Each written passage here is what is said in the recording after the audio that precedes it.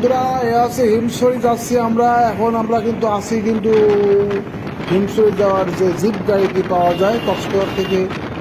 কক্সবাজার শহরের বিভিন্ন পয়েন্ট থেকে আপনি জিপ গাড়িটি ভাড়া করতে পারবেন। হিমছড়িতে যেতে গেলে একটা গাড়িতে 12 থেকে 15 জন বা 10 থেকে 12 জন যাওয়া যায়।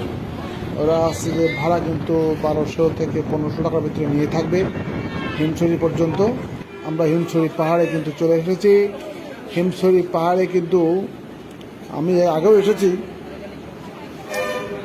আজকে আবারও আসলাম, যেহেতু আমার সাথে আমার কিছু নতুন মেহমান রয়েছে, নতুন গেস্ট রয়েছে যারা হিমছড়ি পাহাড়ে আগে কখনো আসেনি। তাদেরকে নিয়ে আমার হিমছড়ি পাহাড়ে আসতে হলো। আমরা চলে আসছি হিমছড়ি পাহাড়।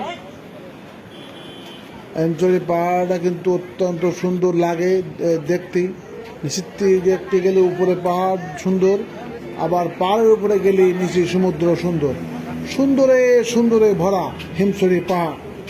আমরা হিমছড়ি পাহাড়ে অবস্থান করছি।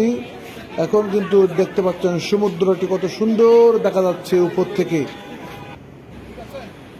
আমার সাথে কিন্তু রয়েছে আমার পরিবারবর্গ, সকল সদস্যবৃন্দ এবং আমার সন্তান শেখ আবদুল্লাহ কিন্তু এই পাহাড়ে ওঠার জন্য অত্যন্ত ব্যস্ত।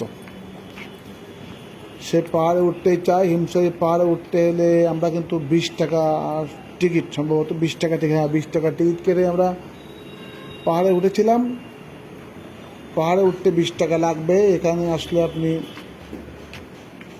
মাজার ব্যায়ামটা হয়ে যাবে, কারণ হচ্ছে সিঁড়ি বেয়ে উঠতে আপনার মাজার কাজ সারা।